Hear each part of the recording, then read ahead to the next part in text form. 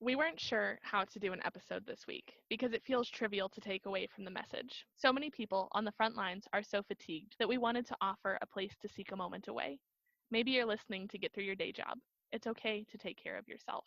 I was on Instagram the other day and saw a post from W. Kamau Bell, comedian and activist. He posted a picture of peanut butter and jelly sandwiches with the caption, "Shout out to the parents out there who have to both figure out how to process everything that's going on and still have to do all the regular parent stuff, like making peanut butter and jelly sandwiches." And it's so true. So our goal is that we can provide a little levity during the peanut butter and jelly times. We do want to highlight ways to support. Community Justice Exchange is helping protesters wrongly jailed make bail. If you're near to a protest location, you can consider offering your home as a meeting place and be ready to perform first aid, as well as neutralize tear gas and mace. To allies, we're both allies with a lot to learn, and we know that we don't know much. But to other allies specifically, we want to say use your privilege, it's okay to be offensive, and in the words of the goddesses over at My Favorite Murder, fuck politeness. We'll have so many links in our show notes, as well as on our social media for ways that you can get involved. Also, make sure that your allyship isn't performative. Donate what you can, protest if that's a realistic option for you, have the difficult conversations with people in your life, find ways to walk the walk. Also, we do want to mention that it's Pride Month. We are both standing in solidarity with the queer community. I'm also really proud to see my queer loved ones supporting Black Lives Matter and remembering the history of Pride, which started as a riot. To all the communities affected right now, we see you, we stand with you.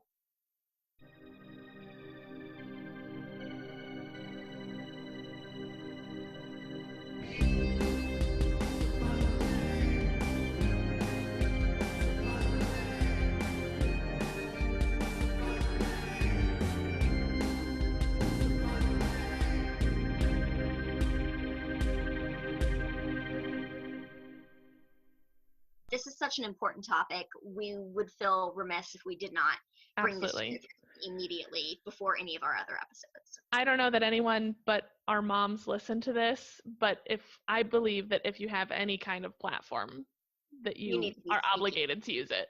So, absolutely. Hey, Mom.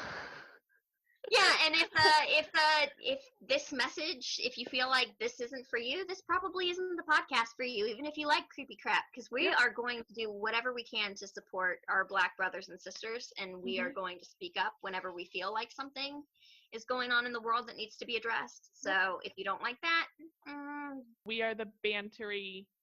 If you like My Favorite Murder, you should stick around because we are also very angry, loud white women who are gonna talk about what we think is important. Then you get your creepy crap. Yeah, after our rant, you have to listen to our agenda. Sorry.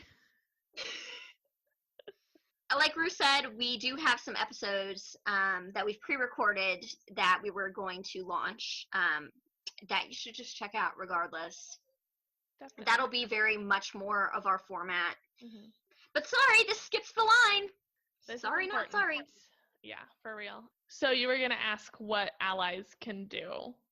Yes, I wanted to ask, if you are out there on the front lines, if you are protesting and you are not a person of color, what can you be doing to show your supports during the protest? What is the best way you can be utilized?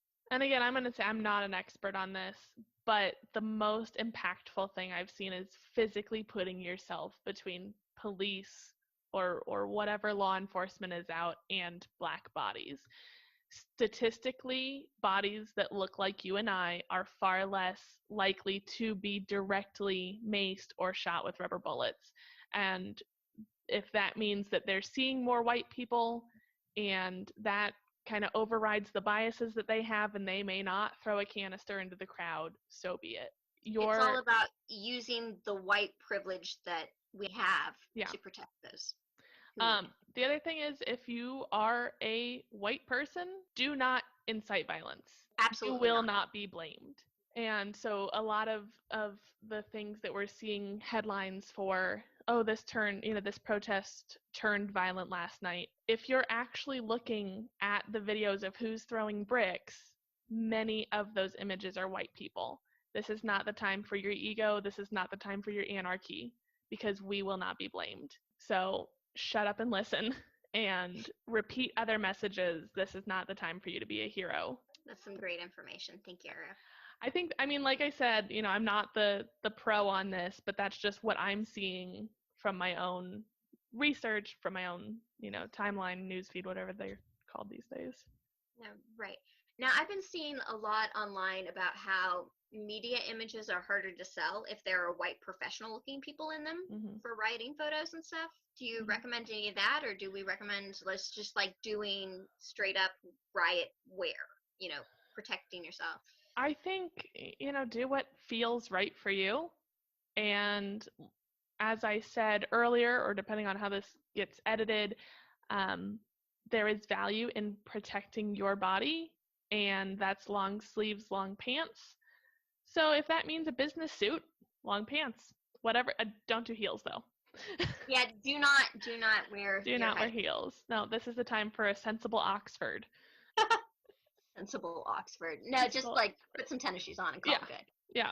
Do your "this is what I wear on the bus" outfit. You not do your you once tennis I'm in the shoes. office. Yes. And also, please, guys, if you're protesting, you still need to wear a mask. Yes, absolutely. Please stay safe, especially in a pandemic that has already been shown to be deeply, deeply affecting Black and Brown communities. Please stay safe. And also, if you're wearing a mask, it's harder to identify you. Pro tip. True. Another great pro tip, since we're talking about face coverings and wear for protests, if you have access to a respirator, commercial grade or residential grade, wear that. It will help. There are a lot of other great things you can be bringing with you to protest. Water bottles to do eye flushes and to drink, snacks to stay hydrated. I've seen tips to write your information on your arm just in case. Tie your hair back, no loose strands. You want to wear clothes that aren't logoed or easily identifiable. Closed-toed shoes. Closed-toed shoes. I have seen so many flip-flops. Even if things stay peaceful, if you've ever been to a concert that's standing room only, you get stepped on. Even by people with good intentions. When we're all packed in tight, someone's going to step on you. It hurts. Wear some real shoes. Absolutely. Rue, what are some other things people need to be bringing with them? Ideally, keeping your whole body covered, because tear gas in general is a skin irritant. So wearing long pants, long sleeves is beneficial. I've seen a lot of protesters bring milk with them to kind of decide the burning on the skin and the hair and the scalp. And so you want some kind of, a lot of people use like an antacid like milk of magnesia. Some people use baking soda, milk, those kind of things. Don't wear your contacts. This is a time for glasses because it makes the tear gassing so much worse. Goggles are beneficial if you think you're going to be in a situation where you could get tear gassed. What about hats? Hats? Yes and no. I mean, I don't know that there's anything on hats that specifically... Yeah, I'm just trying to think of other ways to kind of limit your exposure to any sort of irritant.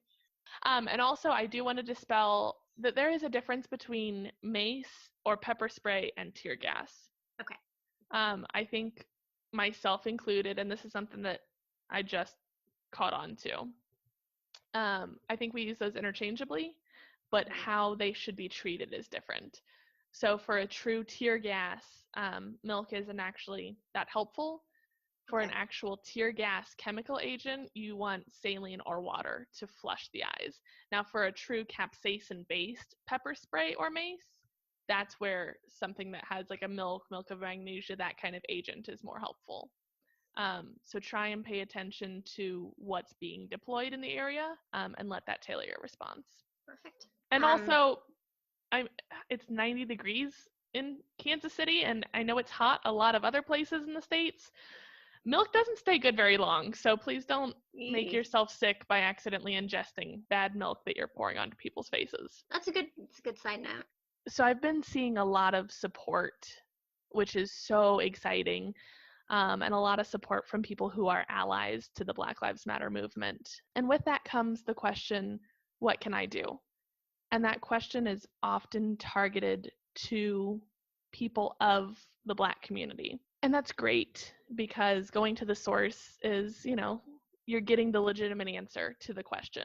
But the thing of that is that it puts the responsibility of educating you onto that person who's already fatigued, who's already watching people who look like them be killed. That right now, almost every Black person I know, the biggest thing that they're experiencing is just fatigue. As allies, I think that we have a responsibility to do some of the education for ourselves and the research to answer the what can I do question. And so I created a group. It's on Facebook.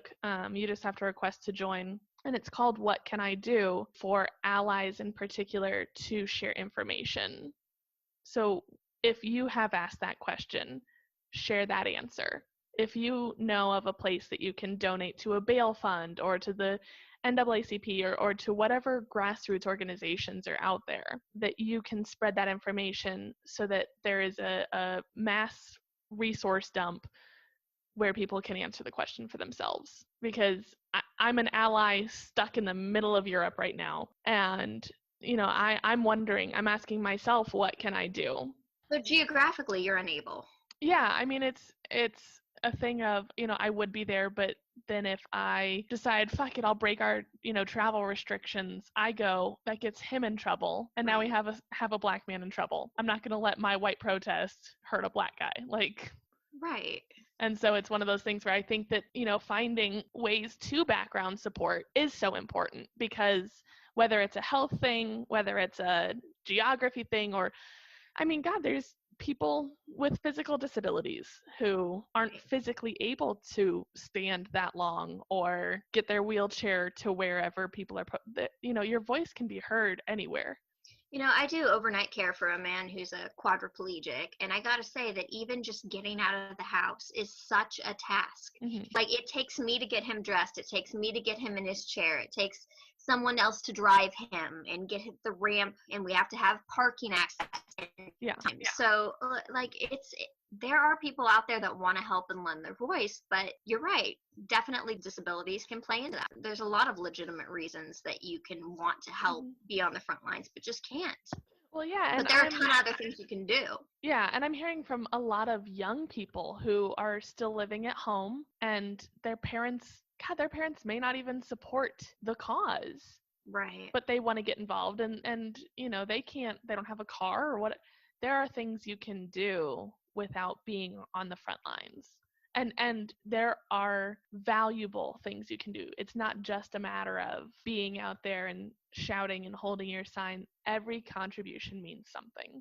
And that's not to take away from the great work that the protesters are doing. Absolutely. I have so many friends that are right there on the front line. I've got a friend of mine reports for the Pitch here in Kansas City. He went to go take some pictures, peaceful protesting, nothing going on, got tear gassed multiple times. Yeah. I have another friend that's in downtown LA on the front lines every night. And I'm just so freaking proud of my friends and how they've risen to the occasion on this, and they've put themselves on the line. Yep. And I'm just so proud of the people that they are in the message that they're spreading right now. Yeah, I have so many friends back home who've gotten tear gassed, and I have at least 2 friends who've been arrested. And my friends who were arrested, and I won't say their names just to protect their privacy, but one of them even shared that as they were being carted off, the cops said, "We're doing this to make an example out of you." There are no words. There aren't.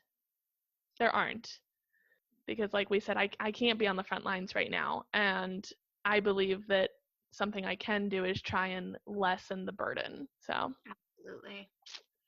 And I have often found myself asking, what can I do? Just because of, providing overnight care for that individual. Yeah. I'm less apt to go out and do those protests, because if he's without care, right, if it's just the other person that I work with, then that burden's all on them. And if they can't do a day, he can't do the very basic things he needs to do in his life. Yeah.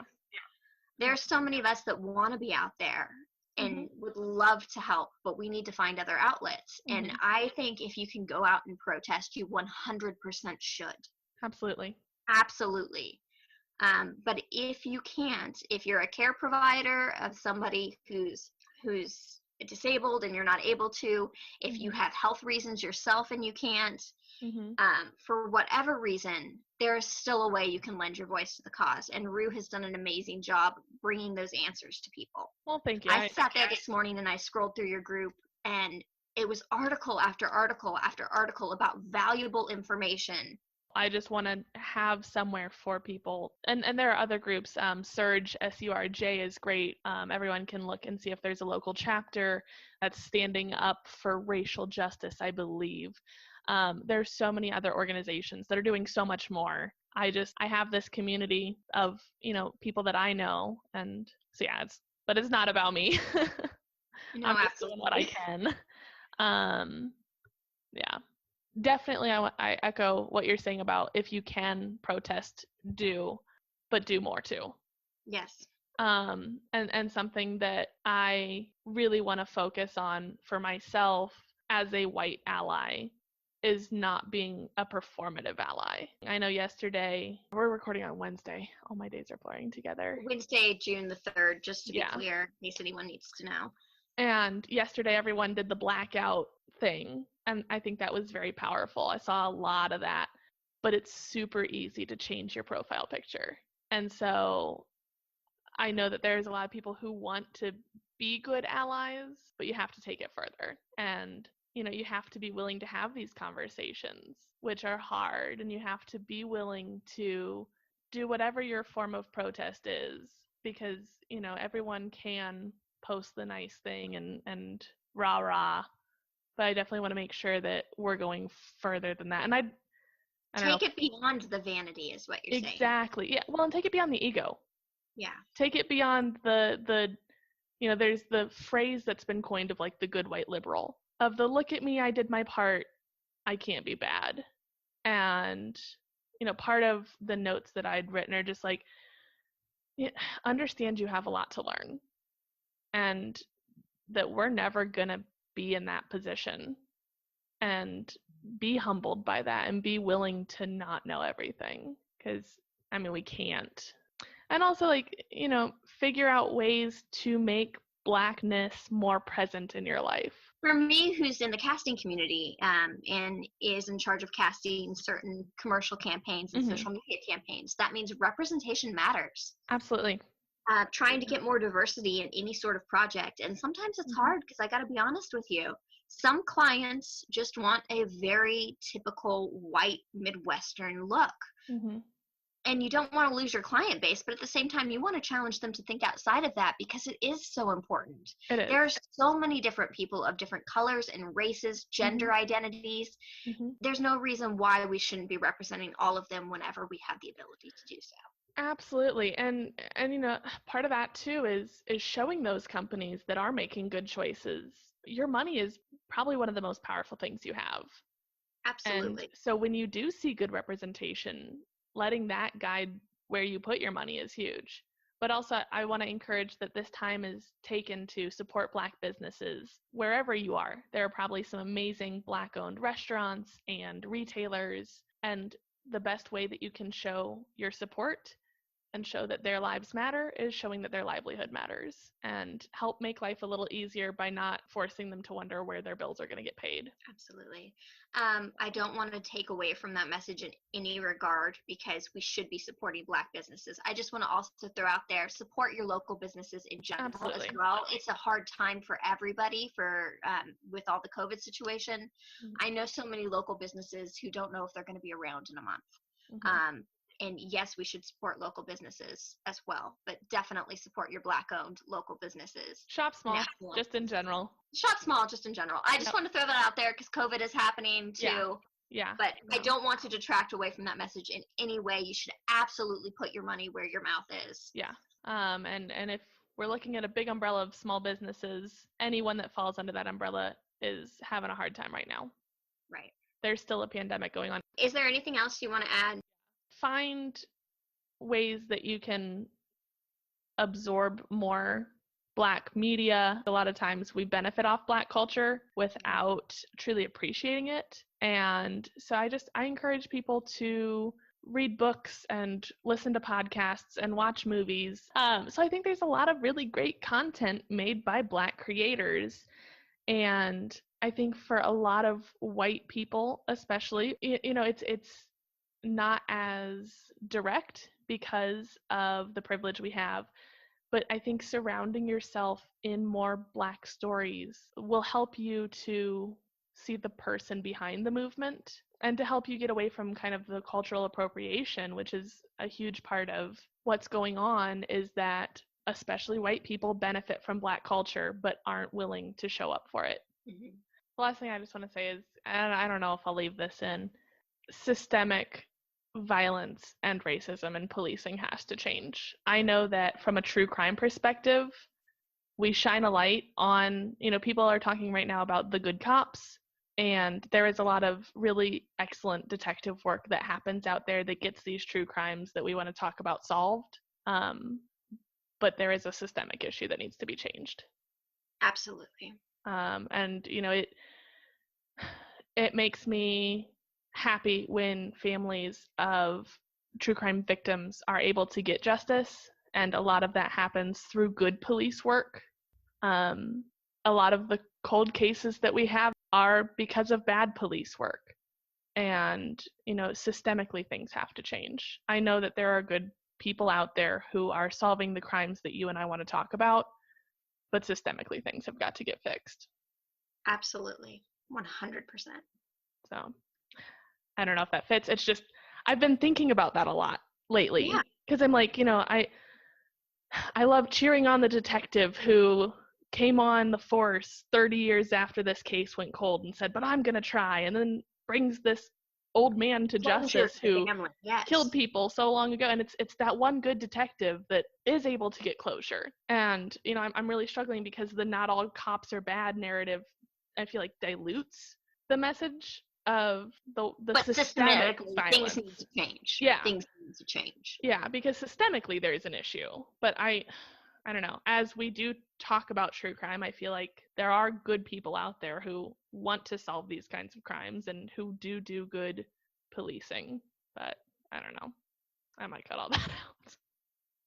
I think it's important to leave it in, honestly, because you're right. Systematically, things have got to change. But we do discuss true crime, and a lot of the cases we do discuss wouldn't be brought to the light, and these families wouldn't have closure without great police work. So I feel like we do have to talk about that. Yeah. That being said, I think we need to give more of a voice to the victims when we talk about true crime too. We need to lift them up and tell their story as much as we tell the story of the killers, because we don't want to be glorifying serial killers. Right. I think the hard part is so often they're overlooked. Truth.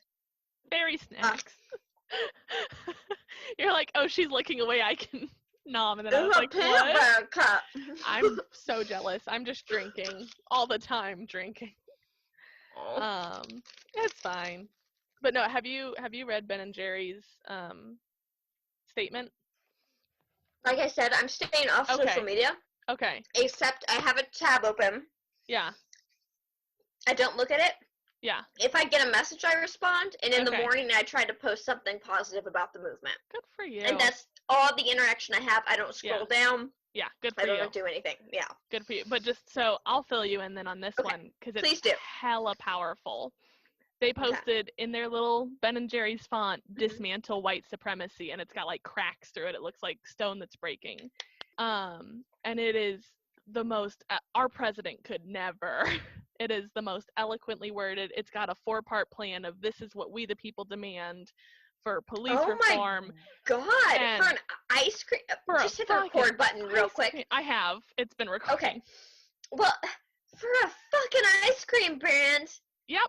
Right on. And they're like, this problem is not new. This problem goes back to 1619 when the first Black people were brought here. And I was just like, damn, I'm in the mood for some Cherry Garcia right up in here. All right, I'm going to have to get some half-baked.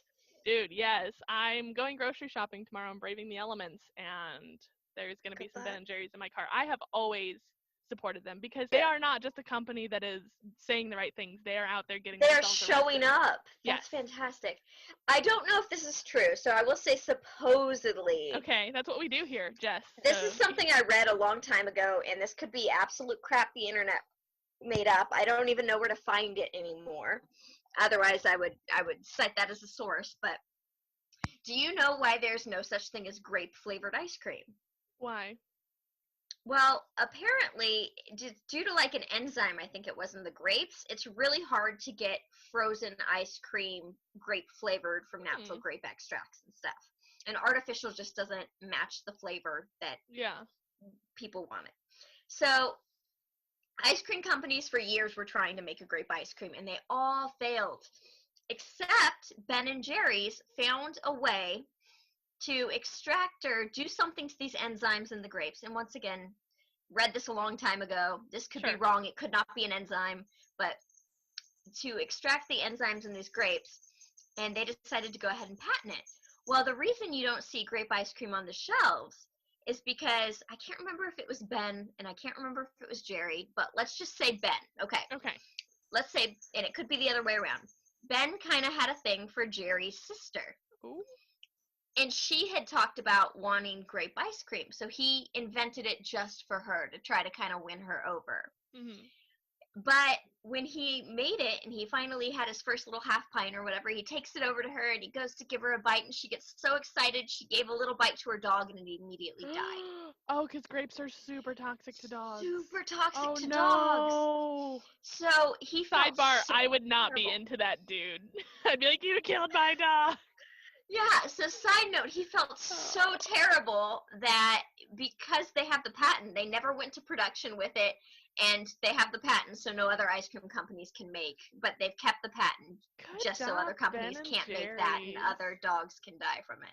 Oh, no, Supposedly. I love Ben and Jerry's, A, because they make some dank ice cream, but B, because they always do stuff like this. They're clever about it. Do you remember, I think it was the 2016 election, they put out, it was a very limited run, like 100 Was it the American Dream?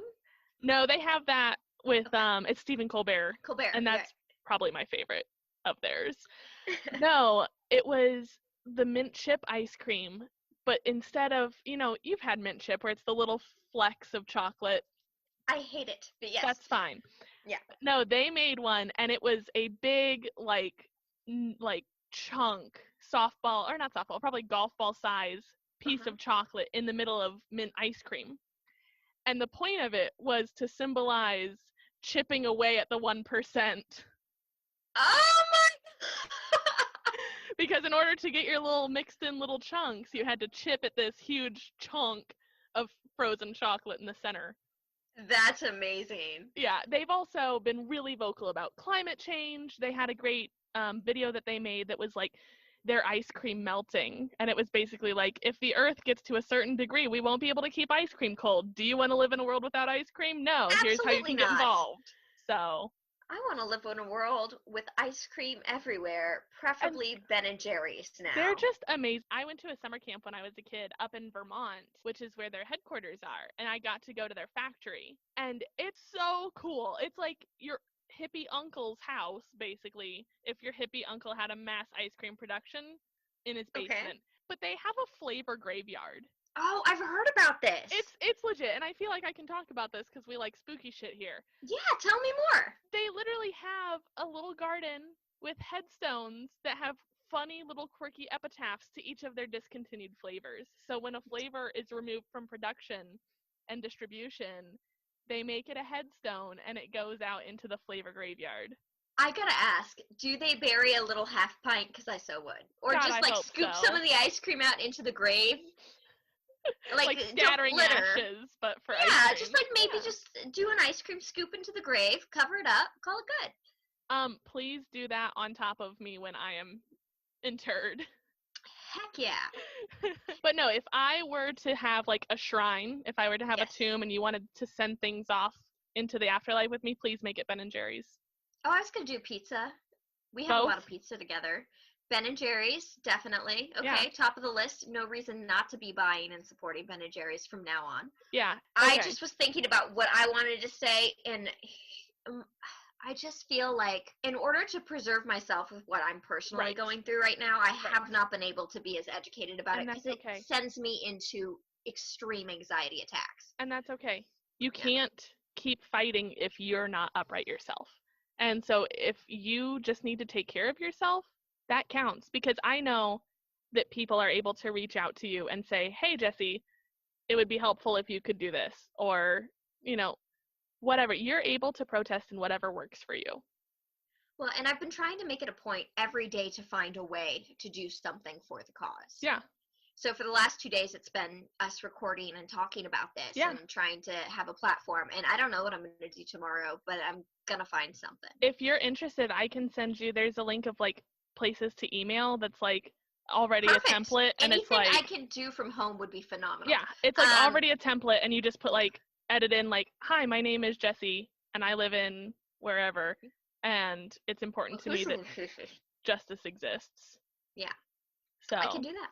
Yeah, so I'll send you those things. That way you don't have to be on social media. I'll try and streamline things directly to you. Yeah, just throw it in yeah. a messenger, but just kind of keep the newspaper articles out about it. And it's one of those things, like, I feel if I weren't struggling very badly with my depression right now, it's one of those things that I would try to keep up with on the news every day, or and keep up and read the articles that are coming in, because I think it's such an important message to read. Yeah. I can't. Yeah.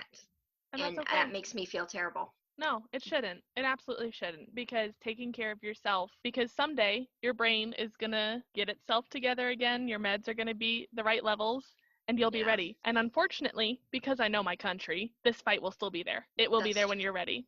It's so sad, but that's true. It is.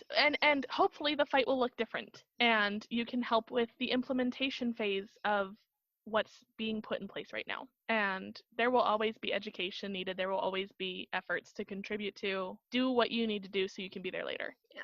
Change is coming. And so as much as I want to support you in being as removed as possible, I'm going to share the good, because share the good. This is good. This is good. This is fantastic. Yes. I know I'm tearing up and I'm crying right now, but it's happy tears that people are trying to make it change. Yes. It's moving. For the first time in a long time, we're seeing a tiny bit of progress, and every little bit of progress should be celebrated. Yes, and I have been talking to older people, and they are saying, this is the first time in my life I've seen this amount of change. And it's like, for us, younger people, I think we're a little more naive in a lot of ways, and we're like, this is exciting. This is the most we've ever seen. But then for someone twice our age, to be able to say something like that, that's... yeah. So I will be your John Krasinski, and I will share some good news any chance I can. Sure. I just got a notification on my phone that you texted me. Oh, hey. I just remembered to mute that, so I just muted it. As you can tell, supposedly subscribers, today we're a little... raw. We're a little off course. Everything feels harder, so... And we bet you are too. And we're not the answer. But we are standing in solidarity, and we love you. And if you have any hate mail you want to send us, feel free. Supposedly pod@gmail.com. Yep, bring it. I'm getting enough on my personals, so whatever. But yeah, no, we're all raw, and we're standing in solidarity. Just so you guys know, Ruth speaks for both of us in this matter. I just can't get through it to say it, so. It's all good. All right.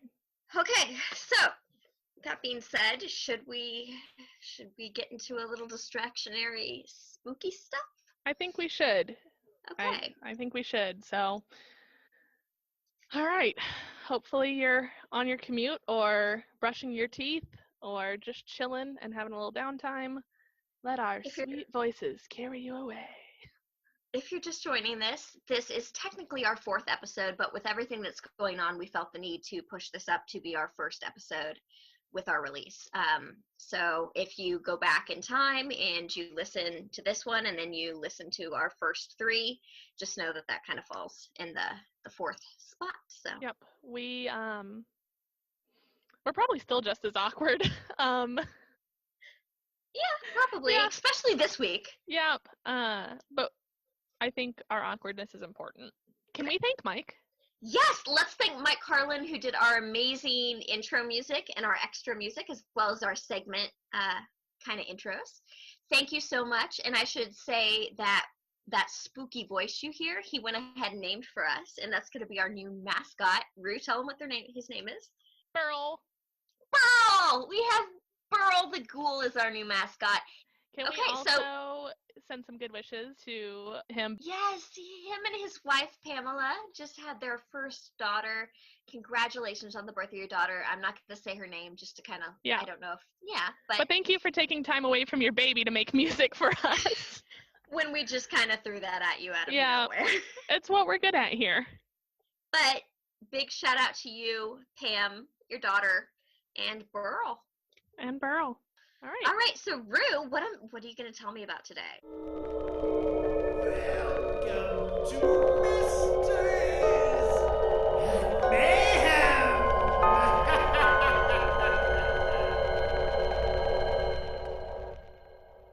I am going to tell you about a haunted hotel.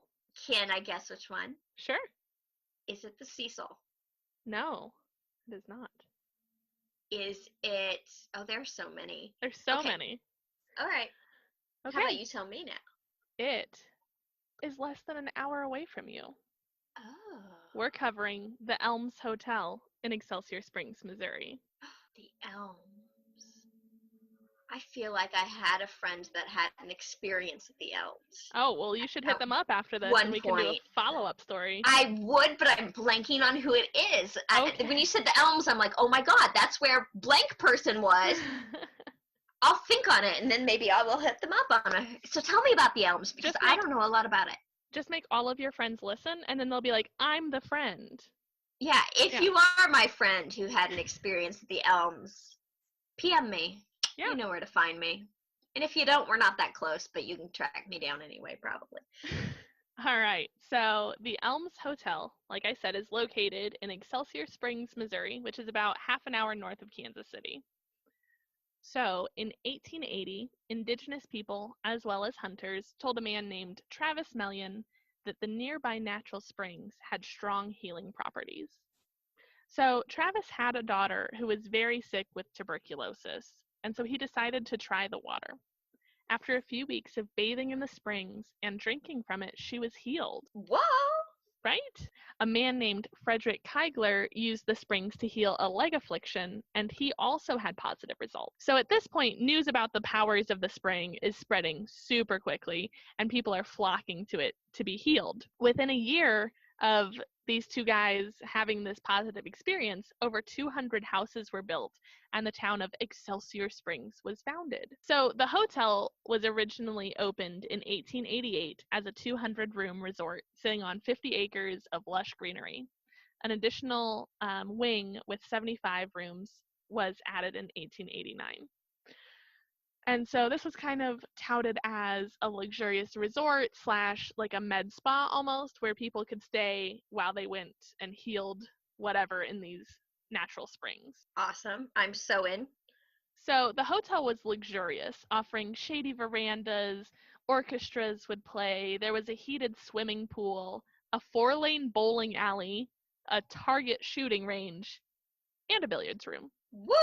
I've never stayed in a hotel that has a bowling alley or a shooting range. Me neither. And in case you were wondering what I was just doing, I was typing into the notepad on my phone the Excelsior Springs Elms Hotel. Oh, I'm okay. making a list for where you and I are going to go when you get back from Germany. Yes, please. So tragically, on May 9th, 1898, the hotel was destroyed by a fire.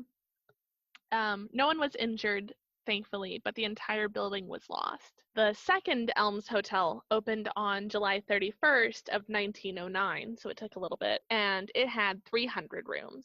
The popularity of this hotel only exceeded that of the original. People were super excited to go to it. They flocked to this new hotel. Unfortunately, did they still have like a billiard room and a bowling alley and all that? I'm not sure, but I think Or did they lose that in the fire? Well, they lost everything. They had to completely reconstruct. Oh, that's sad. Unfortunately, this hotel also burned to the ground on October 29th, 1910. So just like a year and a half later, when after a party in the grand ballroom, fire spread through the interior walls and ignited a boiler, which then caught the roof on fire. So kind of like what happened in The Shining. Yeah, they don't have a good run on that. No. So again, the structure was a total loss, but no one was inside, so at least everyone was okay. Okay, well that is Good. Yes. Definitely. Yes. So the current Elms Hotel, which is still open and functioning, was built to be fire safe. This time it was constructed of Sorry, they learned. They learned from their mistake. You know, Third you one's a charm, guys. you lose 2 hotels, you would hope so. This time we made it fire safe. Don't worry. Pretty much. So it was constructed of steel, reinforced concrete, and native Missouri limestone. We love us some limestone. We do.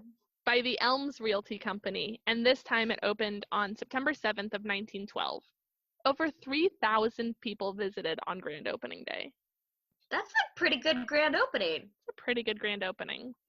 So in 1922, the hotel was sold by the Realty Company to Dr. A.S. McCleary, operator of a Kansas City sanitarium, who may have planned to use the springs as a healing treatment for tuberculosis. Ah, yes, as McCleary. Come get your tuberculosis healings. Celsius Springs, Elms Hotel. I love the voice. As McCleary. I think it's the same voice for every character I do during our podcast. It just varies a little It's bit. been Gandalf's voice. It's been Jack the Ripper's voice. Okay, so they sound different to you, right? Because in my mind, maybe not so much.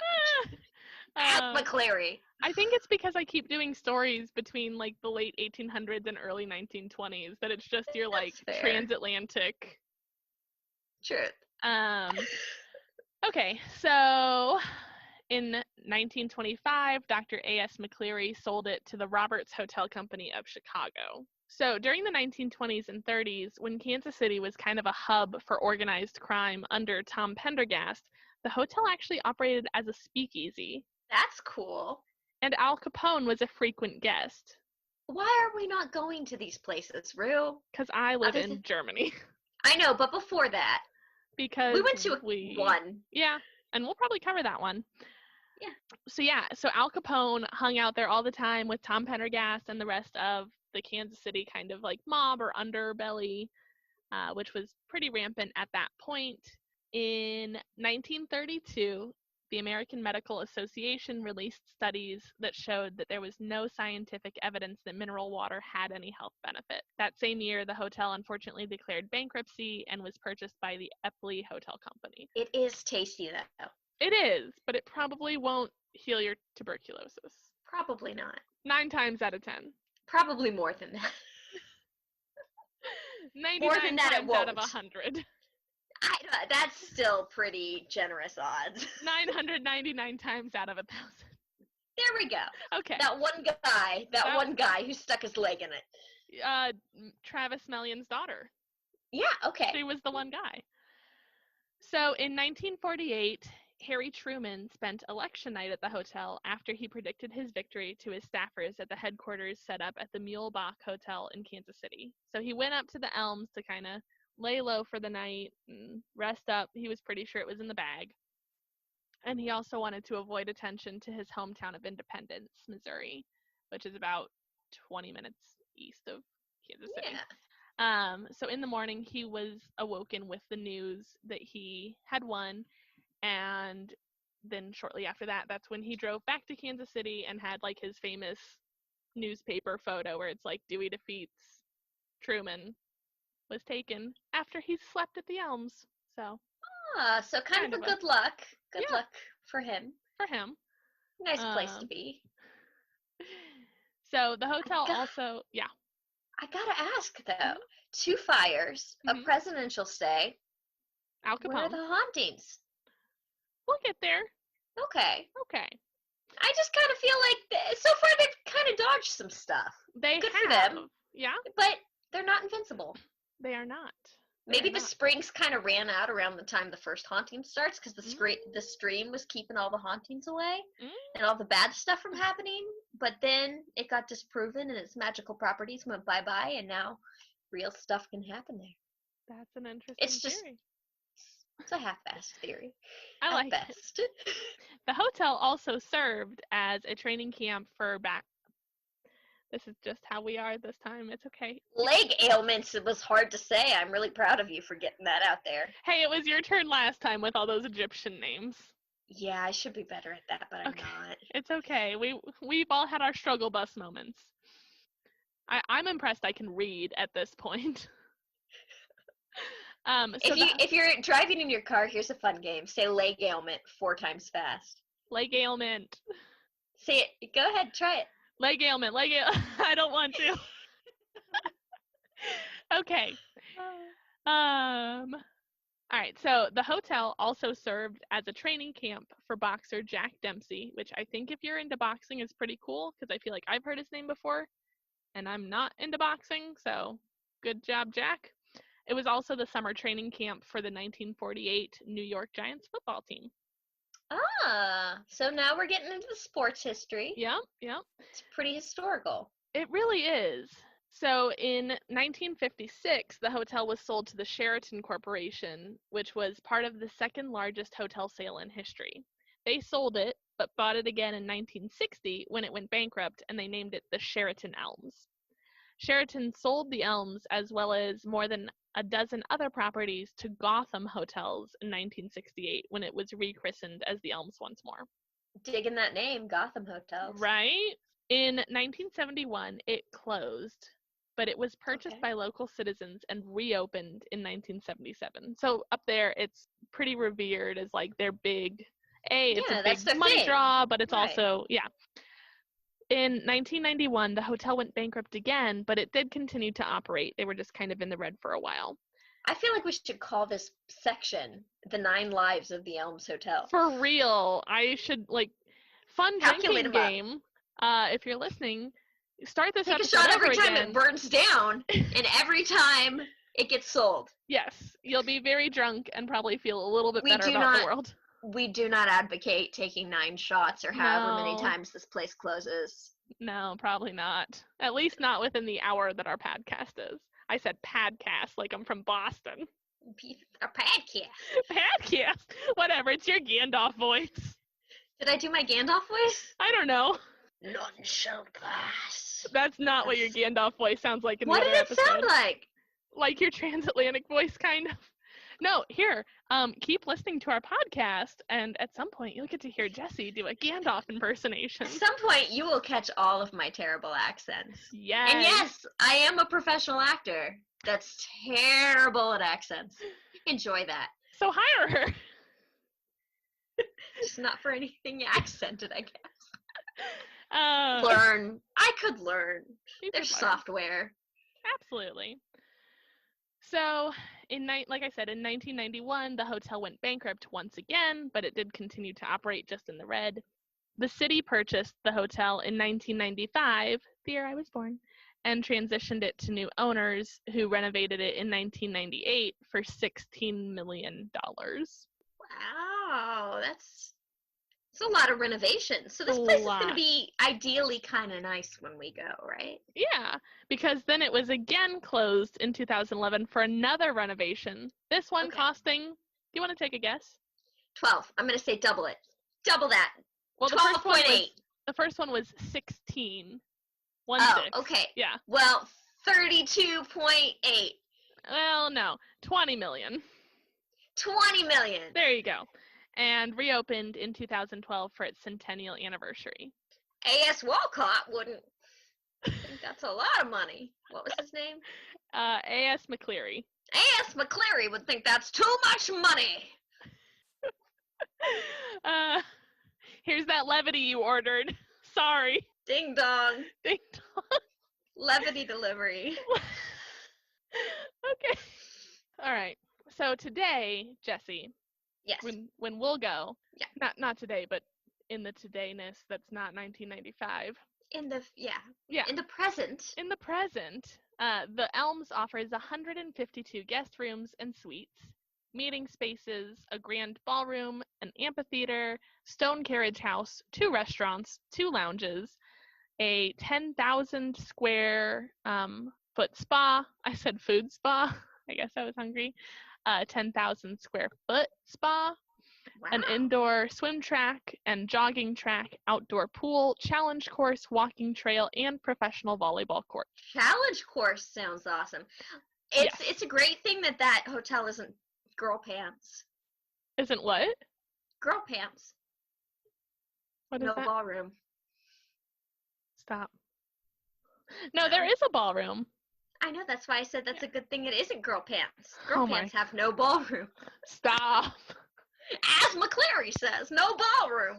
No ballroom. Oh my. So like you pointed out earlier, Jesse, there aren't many deaths associated with the hotel. But many of the people who came to the area to bathe in the waters probably didn't have the same healing experience that Frederick did with his leg ailment. Say that 4 times fast. Leg ailment, leg ailment, leg ailment, leg ailment. Okay. Boom, Or roasted. boom, okay. I don't need to be attacked like this right now. Or like Travis's daughter did with her tuberculosis. So it's thought that.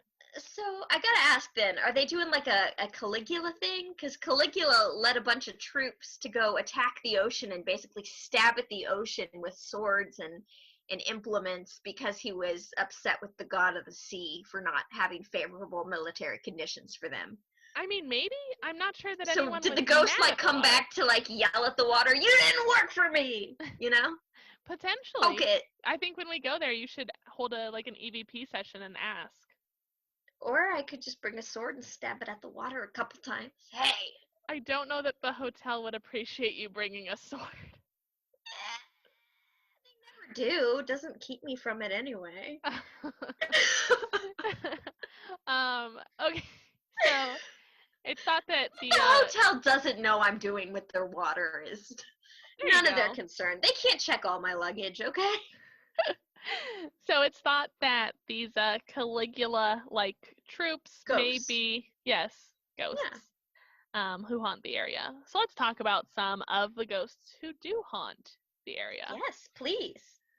Because so All far right. this has been a lot of hotel history, 0 ghosts. Well, I wanted to make sure you were informed. No, information is great. I'm just wondering, how'd these ghosts get there? Aren't we all? So remember how I talked about how there's a pool? Mhm. So it's actually a pretty neat pool. It's a track. So think of like your track at like your school. Like a donut, yeah. Yeah. And so it's apparently like this European construction. So it's this big, thin, like ovular shape.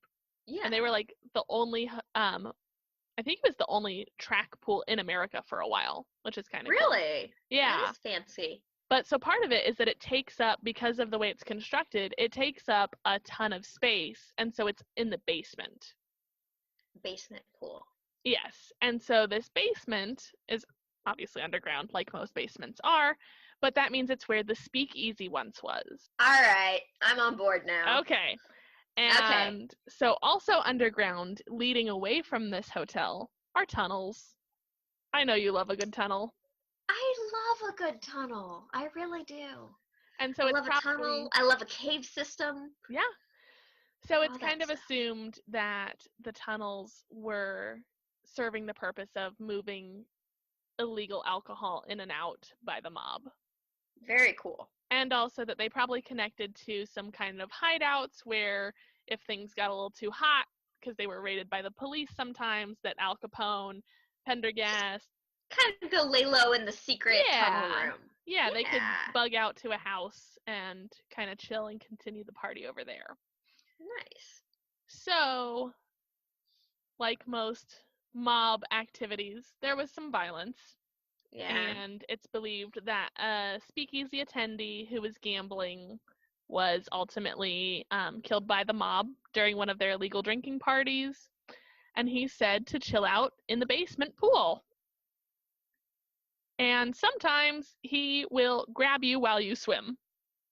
I don't like that. I don't like that at all. I don't like that. By grab you, like, does he just touch you or does he pull you under like a shark would? Not sure, but I don't want to take my chances. You're all right. So I'm just gonna write in the phone not to swim there, but sit by pool. There you go. Okay. Yep. So on the 3rd floor, I believe there's 5 floors in the present Okay. structure. Staff and guests both report seeing a maid in like a 1920s style uniform. Nice. Okay. And she's believed to be, did you have something? Yeah. Just how much would that suck? Yeah. Like you die and you're stuck cleaning up after people at your job for all eternity. Ugh. Yeah, so it's said that she's like a kind spirit and she seems to only be there to watch the housekeeping staff and make sure they're doing the job right. So instead of like actually making the beds, it sounds like she's more judgy, like, I saw you. You didn't get those nice corners on that bed. Still, not my way I want to spend the afterlife. That is not my Ben and Jerry's scoop in my grave. Bury me in Ben and Jerry's. There's said to be a spirit of a woman walking through the hotel looking for her lost child. Oh, that's I'm not sure why her child is lost, but she's believed to be like very distraught, and to get people's attention, she will pull their hair or throw things across the room. Oh, okay. See, at first when you told me about that one, I was thinking, could it be like a time slip ghost? But then I was thinking, no, because if she's pulling hair, it's probably not time slip. Yeah, I think that it's an Okay. intelligent haunting. It's is not what a it sounds like. repetitive haunting. Yeah. Right, yeah. It You know. seems like she's trying to actively ask guests, like, have you seen my kid, or what have you. Yeah, she's active. Yeah, and it's also believed that her child may be wandering. So people will sometimes like hear a little kid or hear like running. So I don't know if he's just like, screw you, mom, I do what I want. And like, I'm not sure why they're not able to find each other. I'm not sure if it's the same kid, but there is supposedly Children as well. a little kid haunting. Supposedly. Okay, so here's some firsthand stories from reviews and interviews. So someone on TripAdvisor said, my friend stayed in a different room from me and felt someone crawl in bed with her. It was the size of a child. Hey. So this mom needs to come get her kid out my bed. Yeah, I do not want to cuddle with a ghost child. No, thank you. Nope. Maybe that's why she can't find him. Because he's cuddling up with strangers. Probably. Episode title, Bury Me in Ben and Jerry's, and Don't Snuggle with Strangers. It's probably just a great life advice. It really is. Okay, people will often hear voices and things moving around in adjacent rooms, like through the wall. Uh-huh. And then they'll, go to complain at the front desk and be like, can you please just make my neighbors be a little quiet? And they'll be like, no one's in that room. Whoa. Either that or that's a really good cop-out by the Elms. If they don't want to go deal with the neighbors that are being noisy, nobody's in that room. Going on break, bye. It's not a bachelorette party, it's a ghost. A ghost! Click. Yes. Do that all the time if I worked at a hotel, which Oh, is why for I would real. get fired. They'd be like, Jesse, this Motel 6 was built 2 years ago. It's not haunted. It's haunted. It's haunted. It's haunted when it's break time and there's a Snickers bar calling my name. Heck yeah. You're not you when you're hungry. This hotel's only haunted when you're hungry. Eat a Snickers. I don't know if we can say any of that, but I don't either. legally. But hey, no one's listening. Yet. So room 425 is said to be like the most haunted room. There are reports of door handles jiggling. But the cool thing about this is that the door handles are independent. So in a lot of hotels, because of the computer locks that they have on modern hotel rooms, if you jiggle the outside handle of a door, the inside will not move because they're independent. Yeah, I've tried that. Yeah. So that means that if you're watching from inside your room, the door handle Go jiggle. Somebody is in the room jiggling it. I wish that this was a visual media so people could see the Ginny Weasley on the stairs eye widening that you just did. That was okay. That's good to know. I'm weird about hotels. So can I tell you something weird I do in hotels? Yes. I turn off all the lights as soon as I get there, and I take out my cell phone, and I put it in camera mode, and I shine it all around the room. And I do it because that's how you can detect hidden cameras. Yeah. Like, you can kind of see the infrared light if you do that. And I also check all the glass in the mirrors to make sure they're not two-way mirrors. Okay. What's tapping? Oh, that was my headset. No, can you hear explosions? No, why are you in a place that has explosions? Because I live really close to a military base and they're doing drills right now, and I can feel the walls shake in my little cavern, and I'm like, oh, I hope that you can't just hear this on the podcast. Maybe that's what I heard is knocking. Oh, if you heard knocking, yeah, it's like it's like really. Yeah, I think percussive, I'm hearing. You know what? Keep it in. Explosions are cool. Talk through it. Yeah, no. So sorry if Production value. you hear. Whoa. Sorry if you hear explosions. I live really close to a military base, so I'm used to it. It's no biggie. But I was like, let me make sure that that's not like my house falling apart. Yeah, Oh, that. it's just artillery. It's fine. Okay, so you check all them to make sure Yeah, it's not so- two-way mirrors. Yeah, so I checked to make sure there's not two-way mirrors by putting my thumb up to it. And if there's no space, leave this place. If there's no space between your thumbnail and the other nail in the mirror, it's a two-way mirror, and you should leave that place. If there is a space, it's not a two-way mirror.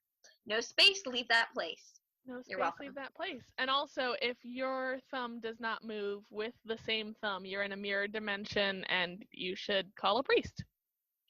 One time I got lost in a mirror maze, and I was in St. Louis. No, it Mhm. wasn't St. Louis. It was what's like the Christian Disney World? I'm a heathen. Branson. Oh. Branson. Okay, so I was in Branson shooting I love that title. a Christmas ad for them. But we shot the ad in October, so I was there Halloween night, and me and one of my friends who got cast to play my husband in the shoot, we drove down together, and we decided to take Halloween, which was the day before. We just had a fitting or something like that, so we had a lot of free time, so we're like, let's go explore Branson, which was phenomenal, because here's the thing about Branson on Halloween. There is zero activity happening anywhere, but everything's open because they're moving everything over to Christmas. Okay. Because they're not like Halloween friendly. Right. So we got to tour Branson and do everything in Branson in like 3 hours, which That's would normally cool. take forever. But one of the things we got to do was this mirror maze, right? Mm-hmm. But the kid working it was just clearly over life, didn't want to be there on Halloween. He was really nice to us. He's like, yeah, just stay in it as long as you want. Normally Nice. you're only allowed to go through once. Hang out there. So we start playing hide and seek and tag in the mirror maze, because it's just me and Mike Anderson. Hey, Mike, if you're listening. And after about, I want to say we probably spent like an hour in this maze. It might have been less or more, because time doesn't function in a mirror maze. Right. And there It's was like a also casino. yeah, there wasn't cell service, because I don't have any pictures of it, and I feel like I would have Oh. taken pictures of that. Whoa. So then we go to drive back to the hotel, and I gotta tell you, after you've spent like an hour or a You very tried to say a extended, year. it was probably a year. Did I you was get in the time mirror slipped? dimension. I don't know. I could have, but Ooh. it messes with your sense of perception so Mhm. bad if you stay in there alone for extended periods of time. Yeah. That when I was driving, my goodness, I had to drive like I was very cautious, because I didn't know, like, it Whoa. messes mentally with you. Yeah. So you don't know what's real or not anymore after spending an extended period of time there. So I was driving really slow, and Mike's like, I'm not sure, and it was really weird. Whoa. That I makes know, me it's think so of cool, Us. though. Did you see Us? I see Us all the time. I'm No, seeing the Us right Jordan now. Peele movie. Oh, It's- yes. Okay. Yes. The little girl who finds her tether Yeah. in the mirror maze, and she's like, is Yeah, this no- real? Is this... no That's what that makes me spoilers. think of. When I saw that movie, it extra creeped me out, because I did spend extended periods Yeah. of time in the Branson Hall of Mirror Maze, or whatever it was. Yeah. And I'm telling you, like, I felt like I was going to drive into a wall at any moment. And he Oh, had to that's keep wild. reminding me, like, we're in, but it's just Yeah. your mind gets Right. in that mindset, and then it starts playing tricks on your eyes. It's Yeah. crazy. So Don't mirror maze and drive. Ever. good advice. Yeah. So last year, we had just gotten to Germany, Mhm. and it was Oktoberfest, which for all of us dumb Americans like myself until last year happens in September. As McCleary likes Oktoberfest. And so everyone kind of associates Oktoberfest with, like, you know, the dirndls that you wear and you know, Lederhosen. yeah, Yeah. and drinking a lot of beer. Hi, Kitty. Yeah, he's loud. Production value. That's Artemis. And There's so a lot of cats in this house. Only one belongs to me, for the record. I am So- single. So there's a lot of drinking at Oktoberfest, but it's also like the biggest state fair you've ever been to. There is it's a lot of fun. There's just miles, probably not, but it feels like it, of like little food shacks with the best sausages you'll ever eat, really good chicken. Like, dude, Oktoberfest food is baller. Sausage is the only word I know how to say in German. There you go. Yeah. Well, technically, I know one verse of a song that refers to sausage.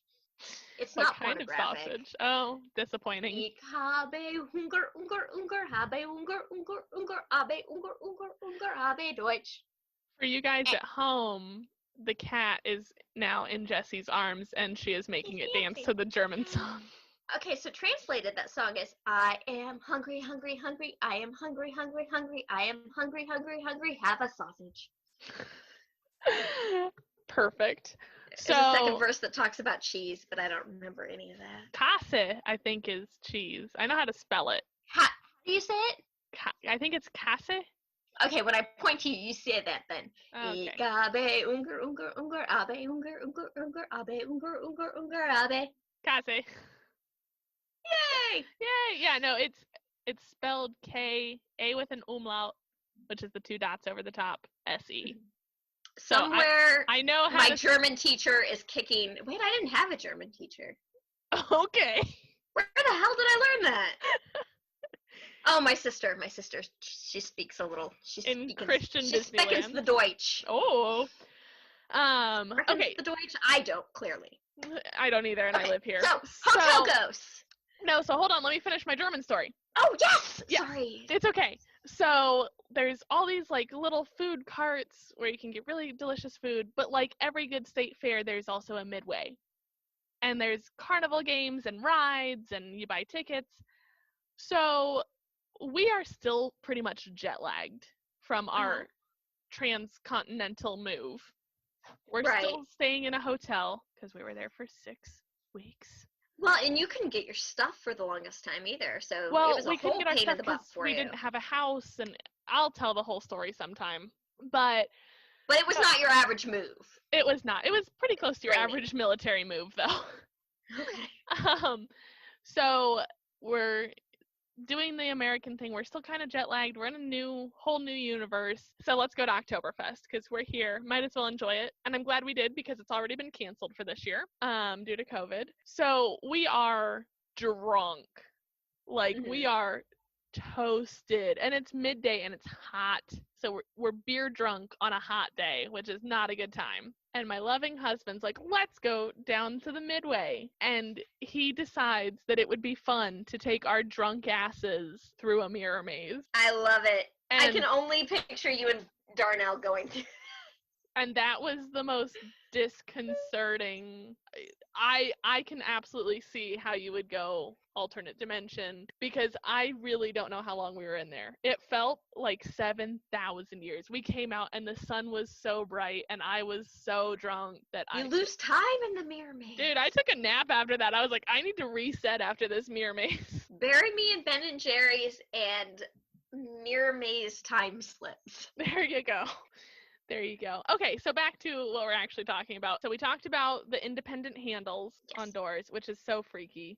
But good to know. Good information too. Yeah, but also that means if you're ever in a hotel and the handle starts jiggling, you got to ghost. Yeah, that's no good. No bueno. No. So the Elms Hotel has their very own ghost guy.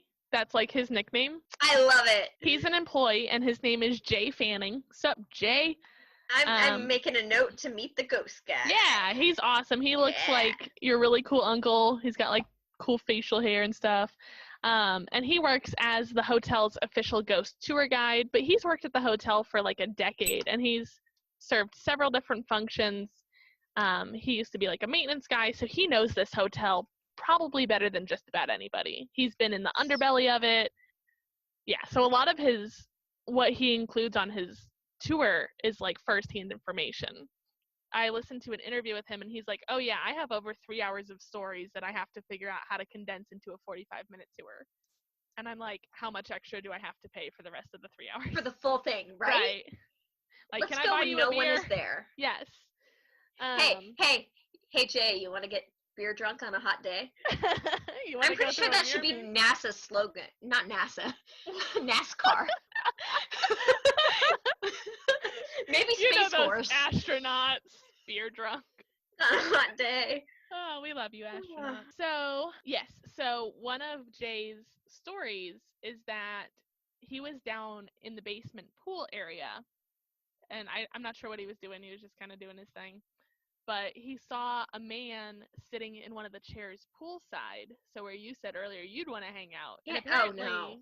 Jay noticed him, and it noticed him, and like leaned forward to be able to keep an eye on him as he like went around the track of the pool.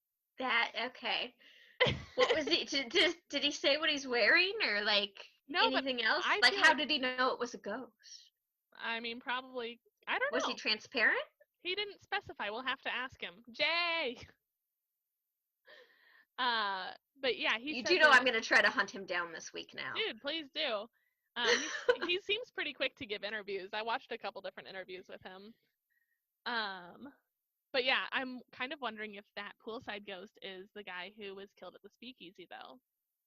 Ooh. Because it seems like it was the same corner that is kind of understood to be the speakeasy. Okay, you said it's like less than an hour away from me. Yeah, it's up What's the north. guy's name?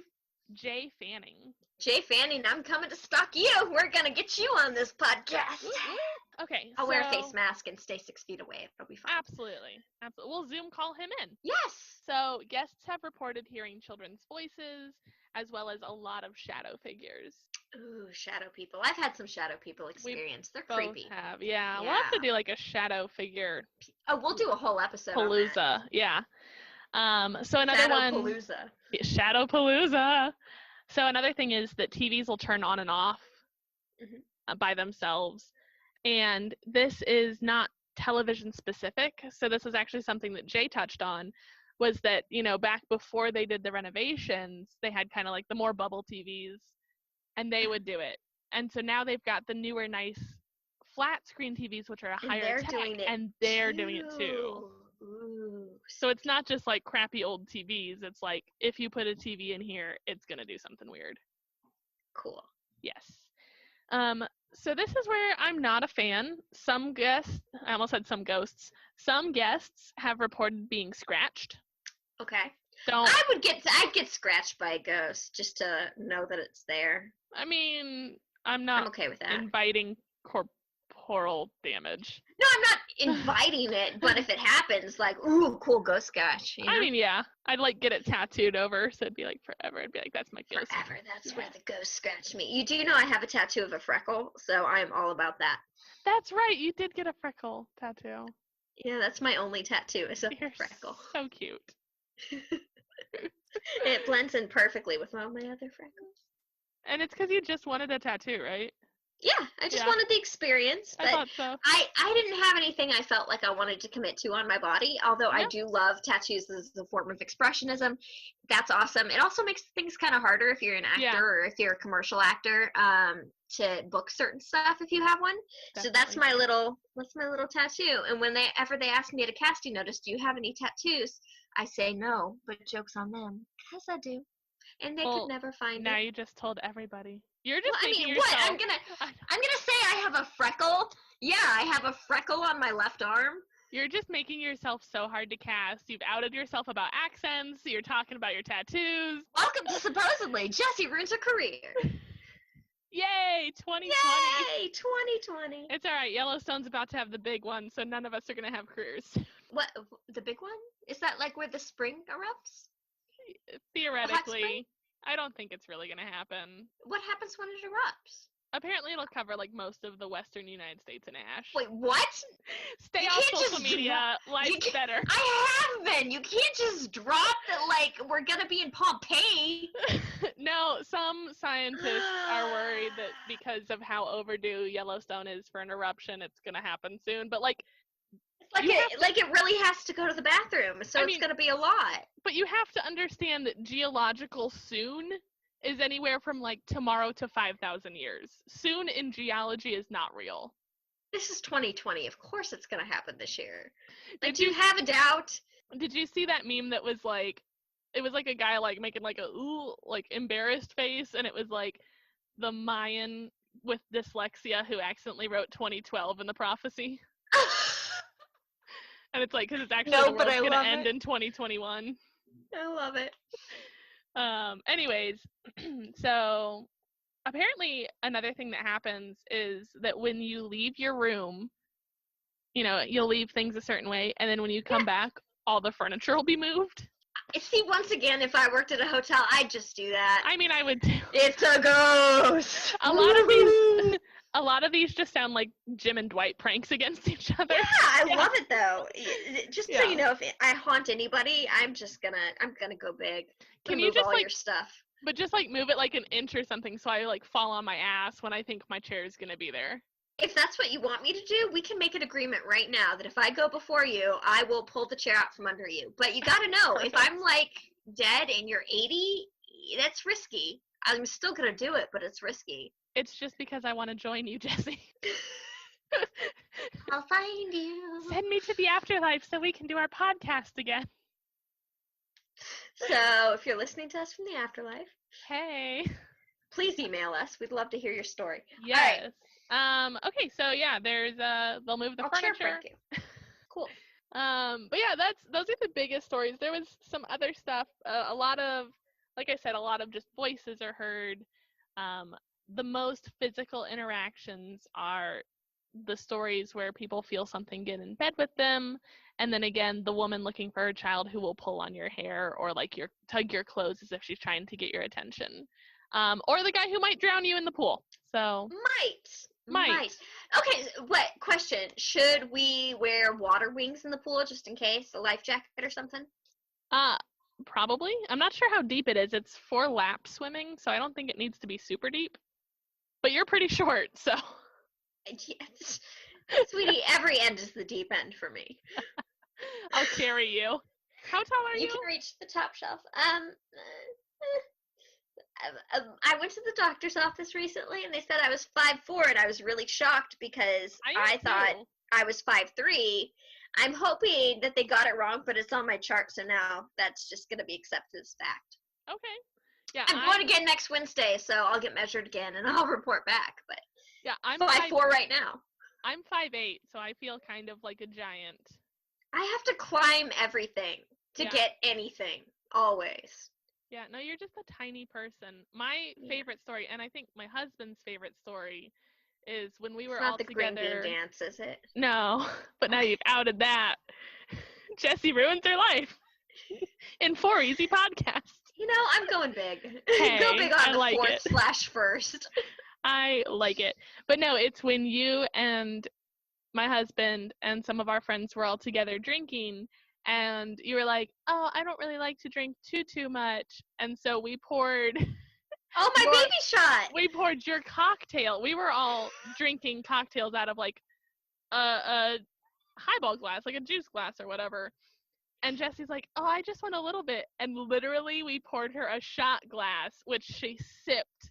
And it took her, I think, as long, if not longer, to finish her shot glass as it took us to finish our big kid glasses. Drunk faster. Okay, I'm an extreme lightweight. I hardly ever drink. Everything affects me very extremely. I'm about 105 to 110 pounds, depending on, if I'm quarantining or not. It's on the high end there. But I'm a huge lightweight, and so it doesn't take me much. And I hate when I drink with people, and I'm the first to get drunk, and then my night is wrecked.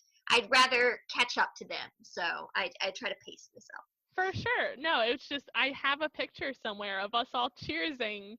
And here's Jessie with her, and you have these cute little hands too. So it almost, you are a fairy. You are a fairy. I wear children's gloves. Episode 2, spoiler alert: Jessie is a fairy. We think. We're not sure. She drinks out of thimbles. Someday I'll tell you the story about how when I came home from the hospital, my mom didn't have a bassinet, so I slept in a drawer. Oh my God, that's so Benjamin Button of you. Also, how in 9 months do you not, provide a space for your... Come on, Mom. Go to Goodwill or something. I wasn't a preemie. Her water breaks and she goes, ah, shit, was that today?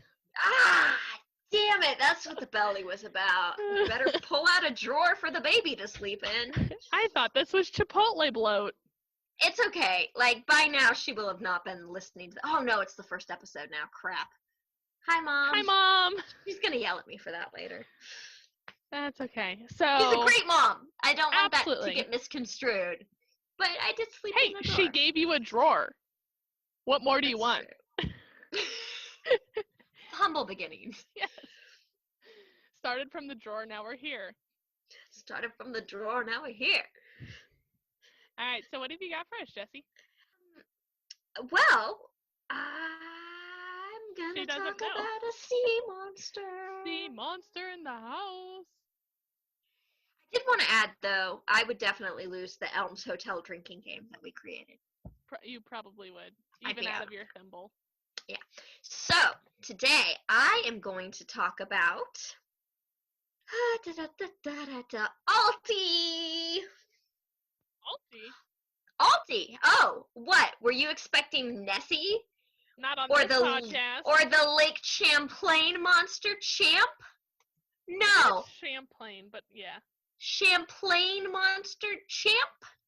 You know, no. if it was, though, that would be very on brand for this episode, because Lake Champlain is in Vermont with Ben and Jerry. So maybe they're chilling with Champ. You just got really loud all of a sudden. Oh, no.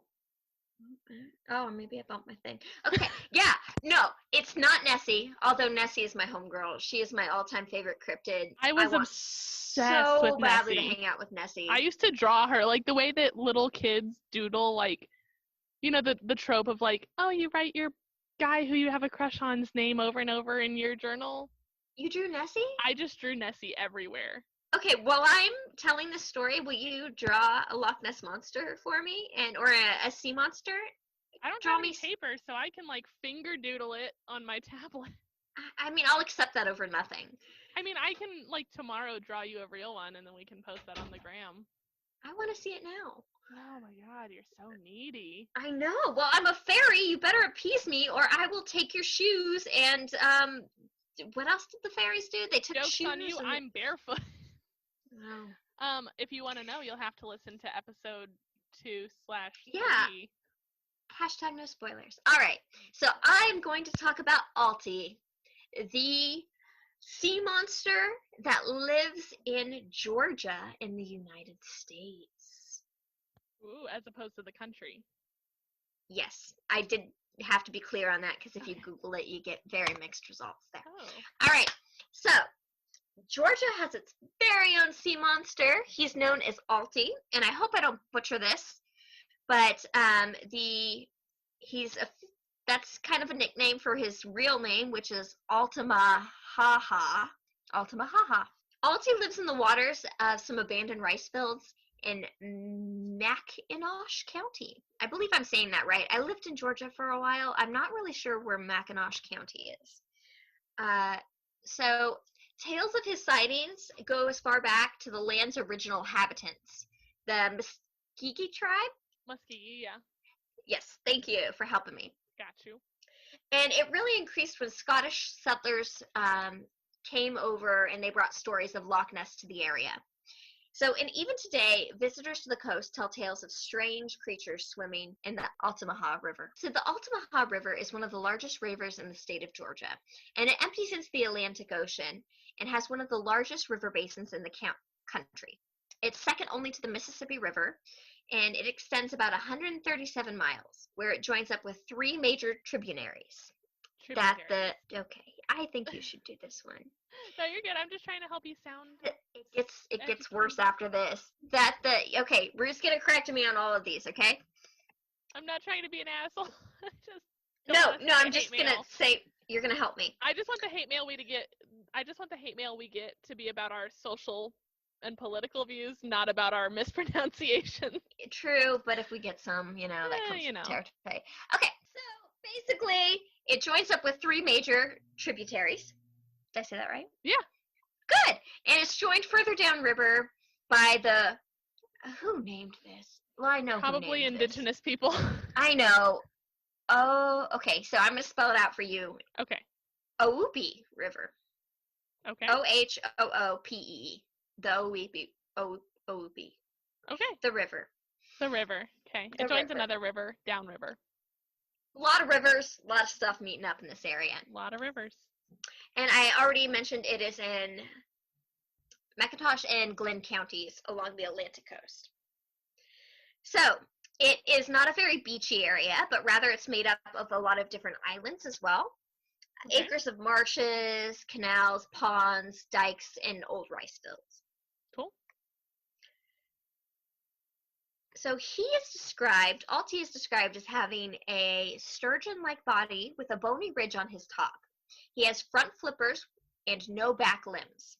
Oh. So if you're thinking about Nessie, you have this very clear picture in your mind of the long-necked kind of plesiosaur Mm-hmm. with back legs. So if you just take those back legs off, that's kind of what Alti looks like. Okay.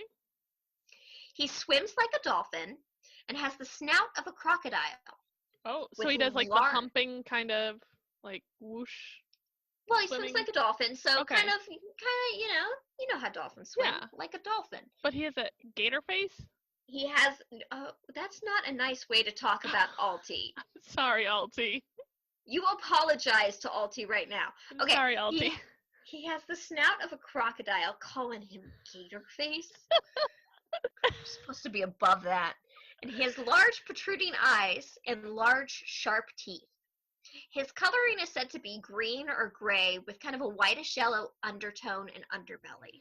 Now, many reports indicate that he's about 20 to 30 feet long, kind of varying in size, Mm-hmm. though some have stated seeing smaller or larger creatures, suggesting that Altamahaha is not alone. Ooh. Himself on the shore, I'm going to call him him, but that could not be. It could be a girl, could be a him, he could be in anything.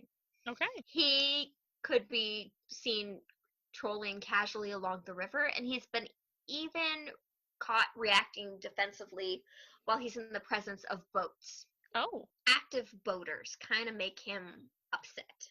I mean, me too, but If you've been to the Lake of the Ozarks and Party Cove, I think anyone could share that mindset that Alti has. That and if boaters are you've kinda- been in the kinda last jerks 2 sometimes. weeks, Please. stop that shit. In quarantine. Yes. Okay, so no physical evidence has really been found, but the tales date back for centuries, with the Native Americans in the area describing a giant snake-like creature that hissed and bellowed. I assume it would sound something like this. Sorry, I don't think One I of the caught first- that. Okay, so the first non-native reports of Alti was on April 18th, 1830, when a correspondent at the Savannah, Georgia newspaper reported multiple sightings of the sea monster on the Georgia coast. The key eyewitness was Captain Delano? Probably Delano? Delano! I can't read today. No, it's cool. Okay. The primary eyewitness was Captain Delano of the schooner Eagle, who reported seeing this large creature off of the St. Simons Island below the mouth of the Altamaha River.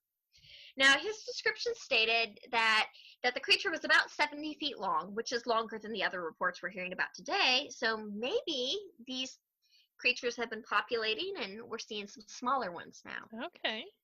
He said that its circumference was about the size of a barrel. That's pretty big. Yeah.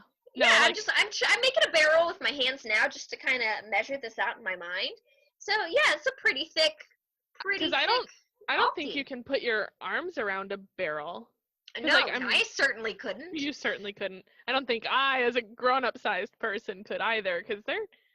Because there's a bar nearby that has like barrels with a flat thing on top as like tables, and you can't. Yeah, no. That's My huge. stepfather at one point had a barrel chair my mom hated, and I couldn't put my arms around that. Oh, I want one. That sounds dope. They're ugly. Don't get one. Oh. Okay. Okay. If you moving have on. a barrel chair, I apologize. But okay, also so get his rid of it. circumference, but also you need some better taste. So his circumference is about the size of a barrel, and his head resembled that of an alligator. Now, Gator 5 other face. men. I'm in trouble. True. So Okay. 5 other men on the schooner have also reported seeing the monster, and several planters on St. Simons Islands have as well. Now, in the 1920s, timbermen riding the river reported sighting a large snake-like creature. And in 1935, even a group of hunters spotted what they called a giant snake swim through the river. So we're getting a lot of mixed things here. He's very snake-like. We're getting the face of a gator. Regardless if it is a giant snake, that would be my nope of the week. Definitely. But I'm not going to nope our boy Alti because I feel like you've already come down pretty hard on him. I'm sorry. I'm lashing out. It's been a long week. You know what? You just lash out responsibly. Okay. In the 1940s, Boy Scouts reported seeing him, and 2 officials from the Reidsville State Prison in the 1950s did as well. Okay. In 1969, which is an amazing documentary you should go watch on ABC News right now, a lot of stuff happened in 1969, including 2 brothers who were fishing on the Altamaha River in Clark's Bluff. They saw him, and they described an animal that they first thought was a sturgeon, but they quickly changed their mind when they got a better look. They stated that he measured about 10 to 12 feet long, with a snout like an alligator, and a horizontal tail. They also described him as having a triangular ridge along the top of his body, and sharp pointed teeth, and being gunmetal gray in color. Okay. Side note, sturgeons are terrifying. They are terrifying, and I wish I had a picture right now. I will look one up while you tell your story because I want to give myself nightmares. So let's take it to the 80s. In the 80s, 2 men reportedly saw Altamaha standing on a mud bank near Cathead Creek. They said that he was laying halfway in the water, thrashing around, trying to free itself from where it had gotten caught on the bank. They said he was dark-colored with rough skin, about 20 feet long, and while watching that, the animal they saw freed itself, submerged, and disappeared. So if Alti's out there, I feel like he's kind of my homeboy because it sounds like he's a little clumsy. Yeah. Also in 1880, in the winter, another man reported seeing what he thought was Altamaha in Smith Lake. Oh, okay. His description was about the same as the previous person who saw it in the 1880s. 15 to 20 feet long, snake-like, with 2 brown humps that protruded from the water and left a wake behind it that kind of resembled that of a speedboat. Dang. Now, I'm showing you a sturgeon, by the way. Oh, I can't see because I've got you minimized to look at my notes. Oh, Yeah, yeah, those are not, they are terrifying. Go look up sturgeons right now if you're not driving and freak yourself out. I went to a lake with some girlfriends, and by this dock port, they had a whole sectioned off area where you could feed ducks and feed the sturgeons. And I will have to share the video on Facebook because there were so many sturgeons as far as the eye could see in this section. It's just mouths and fish upon fish. It was one of the coolest things I've ever seen. And one of the thriftiest birthday gifts I've ever given because I just bought her a ton of bags of food to feed those things. Nice. I've done that with carp, which carp are way less frightening than sturgeons. How big are carp? Carp are a lot more like, and I'm sorry, anglers, I know this isn't accurate. Carps kind of look similar to like catfish. It looks similar to catfish? Yeah, they're kind of like, they look similar to like almost koi fish. Oh, well, but maybe they're it's carp. Then. like maybe carp I was size. Carp. So I had to write an infomercial. Uh-huh. True story. And I was writing it, and it was for a fishing product. And I had to refer to a professional angler whose name was Carpy Dan. Okay. What's his name he goes by? You guys are probably going to Google this product now, and I'm not going to say any more than that. But when I was writing this infomercial, my spell check kept correcting it, and I had my boyfriend at the time look it over for me, and he goes, "Why is this guy going by the name Crappy Dan?" I had referred to him in the script as Crappy Dan. Oh, no. Multiple times, but thank God he caught that for me because. Well, I know because there's a type of fish called crappie, and it's spelled like crappie. Oh, it was crappie then. Isn't that the same okay. thing that you're talking about? No, I'm talking about carp. There's a difference? Yeah, crappie or something different. Oh, my internet connection. You're echoey right now, by the way. Yeah. I'll just shut up. Tell your story. Carp, crappie, crappie. I don't know my fish, but I know my sea monsters. Ooh, ooh.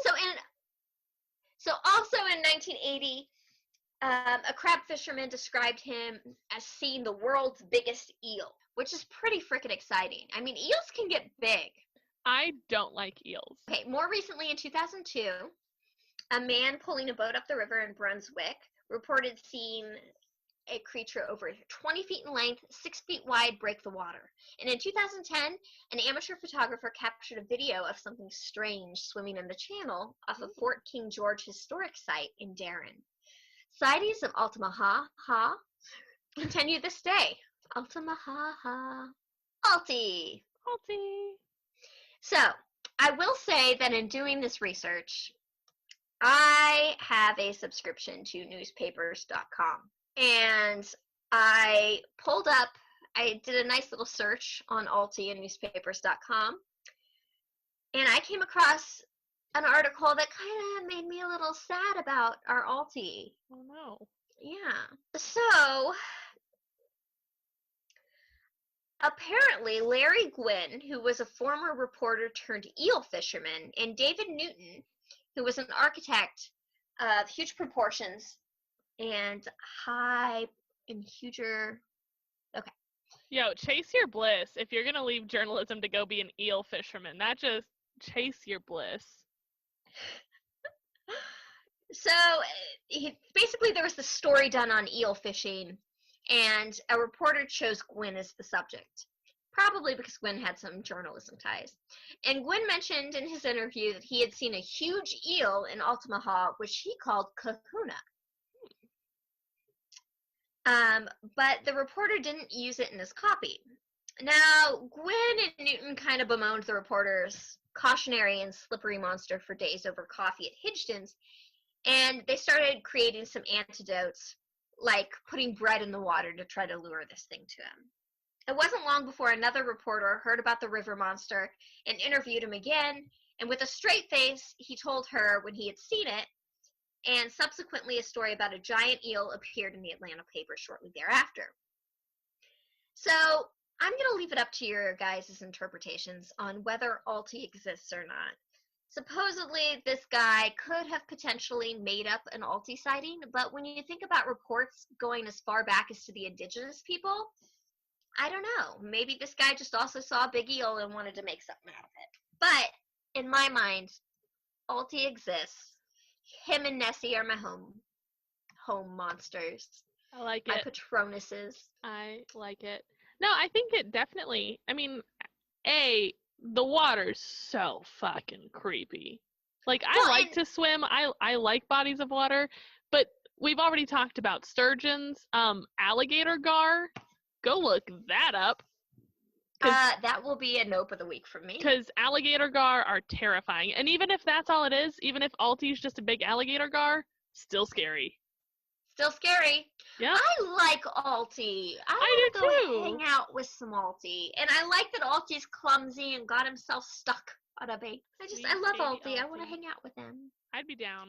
And I know you pointed out that lately I've been doing a lot of aquatic stuff, and I don't know where that comes from. I'm very much a Midwestern person, but I just love the water. But I also fear the water greatly, so maybe Let's that's it. process this. Where do you think your feelings of searching for aquatic?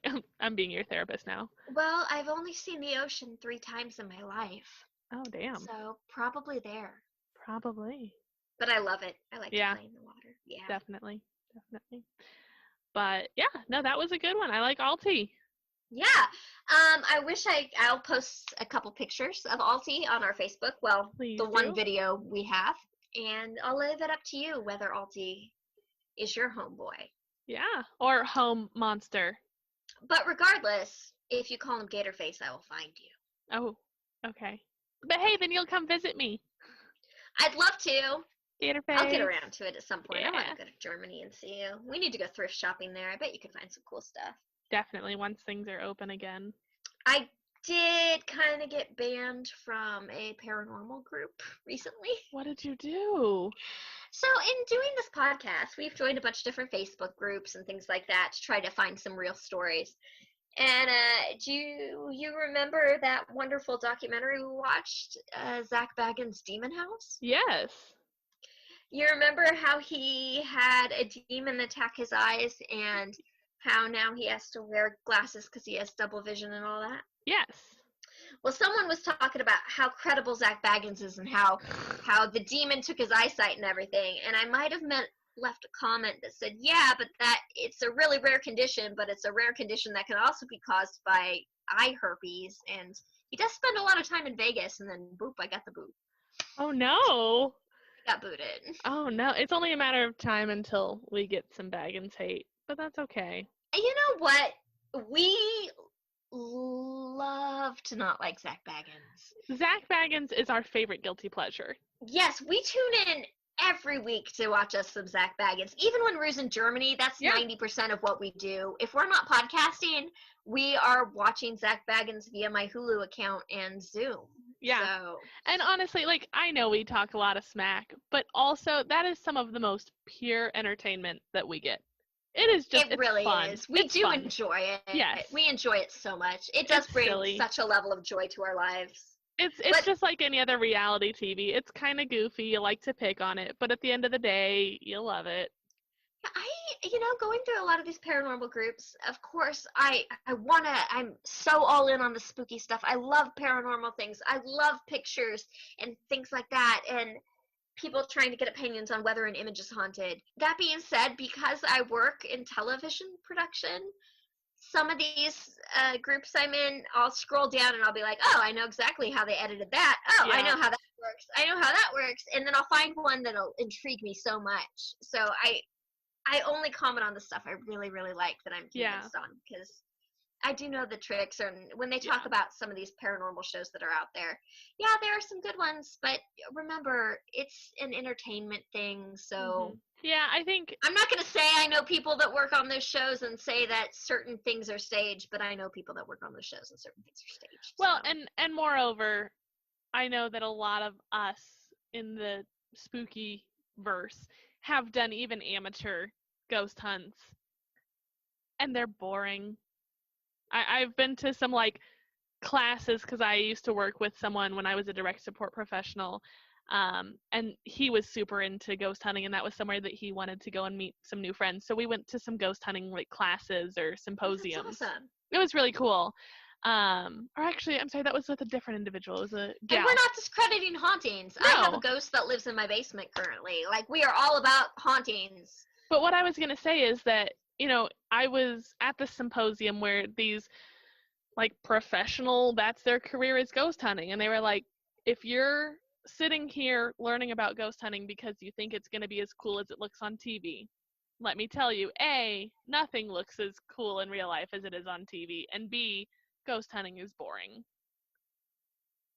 It's a lot of scaring yourself with your buddies, and then it's combing through hundreds of hours of evidence to not find anything. I had a friend. I have a friend who's an actor here in Kansas City, and they were having, I forget where this paranormal convention took place, but he decided to try to get on there as an expert panelist, so he made up a character that was a professional ghost hunter and shot a video, and he actually got invited to interview on this panel as a ghost expert. And I'll have to show you the video of him answering questions. It's hilarious. That's amazing. I think I want to have him on. Can I do an episode where I have him on as his character? Yes. And have him discuss ghost theories? Because Yes. some of his ghost theories are actually pretty good, even though it's a made-up character. Can we make that like our 50th episode or something? Can that be like a celebration as we interview a phony ghost hunter as a real ghost hunter? Can we do it for our 10th, please? Sure. Because he's in town right now. Actually, Oh. I'm shooting with him this weekend. He's surprised the guy who's played my husband in the short I'm shooting. Oh, right. And also the guy I got stuck in the mirror maze with. Crazy enough. All right, so we are on pretty much all the major social medias. You can find us on Instagram and Twitter at supposedlypod. You can find us at Gmail at supposedlypod@gmail.com. And we're just supposedly on Facebook. So find us anywhere. We'd love to hear your stories. Yeah, tell us about any of your spooky experiences. If there's something you want us to cover on this podcast, we would love to take some fan favorite hauntings and talk about it. True crime, anything. Or if there's an interesting fact. We also are going to be setting up a Facebook group here in the future where you guys can interact with each other and talk about all the spooky stuff you want, share articles and links. Join us next time on Supposedly. Guys, thank you so much for listening to this episode. As we said earlier in the show, it feels weird to talk about what's happening right now, but then to also try and do a comedy podcast, but it feels worse to not talk about it at all. We do have some really great content that's a lot of fun coming out, but due to our beliefs in what's happening, we believe that it was important to get this out as soon as possible, especially because it was important to us to talk about what you can do to get involved, as well as how to stay safe if you are directly protesting. So that being said, thank you. Stay strong. Keep going. Black Lives Matter.